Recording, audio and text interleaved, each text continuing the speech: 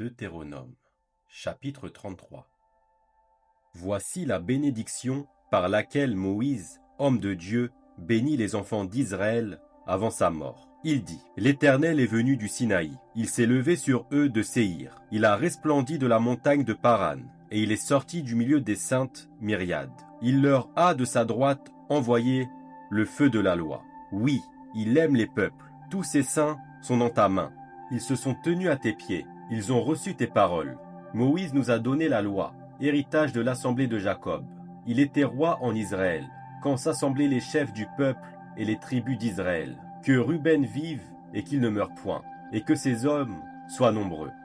Voici sur Juda ce qu'il dit. Écoute, ô Éternel, la voix de Juda, et ramène-le vers son peuple. Que ses mains soient puissantes, et que tu lui sois en aide contre ses ennemis. Sur Lévi, il dit: Les Thummins et les Hurins ont été confiés à l'homme saint, que tu as tenté à Massa, et avec qui tu as contesté aux eaux de Mériba.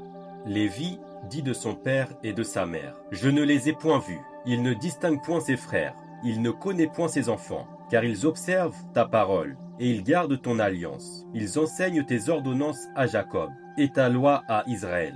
Ils mettent l'encens sous tes narines, et l'holocauste sur ton autel.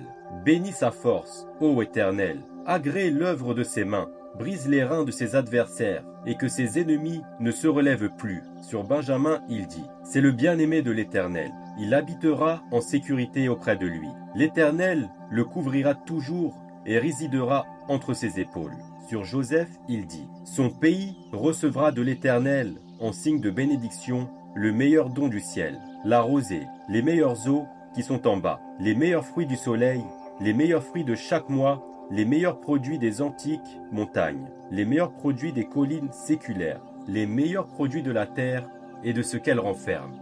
Que la grâce de celui qui apparut dans le buisson vienne sur la tête de Joseph, sur le sommet de la tête du prince de ses frères. De son taureau premier-né, il a la majesté. Ses cornes sont les cornes du buffle. Avec elles, il frappera tous les peuples, jusqu'aux extrémités de la terre. Elles sont les myriades d'Éphraïm. Elles sont les milliers de Manassé. Sur Zabulon, il dit: Réjouis-toi, Zabulon, dans tes courses, et toi, Issachar, dans tes tentes. Ils appelleront les peuples sur la montagne. Là, ils offriront des sacrifices de justice, car ils suceront l'abondance de la mer, et les trésors cachés dans le sable. Sur Gad, il dit: Béni soit celui qui met Gad au large. Gad repose comme une lionne.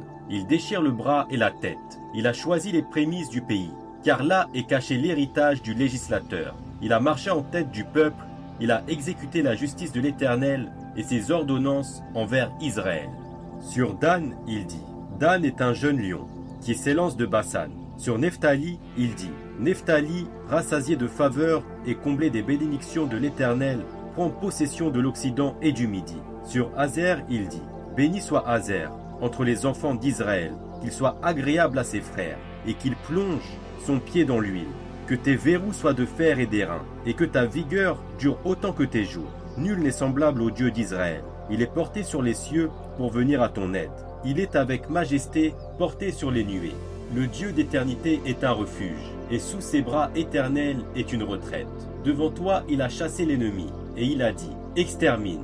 Israël est en sécurité dans sa demeure. La source de Jacob est à part dans un pays de blé et de mou, et son ciel distille la rosée. Que tu es heureux, Israël!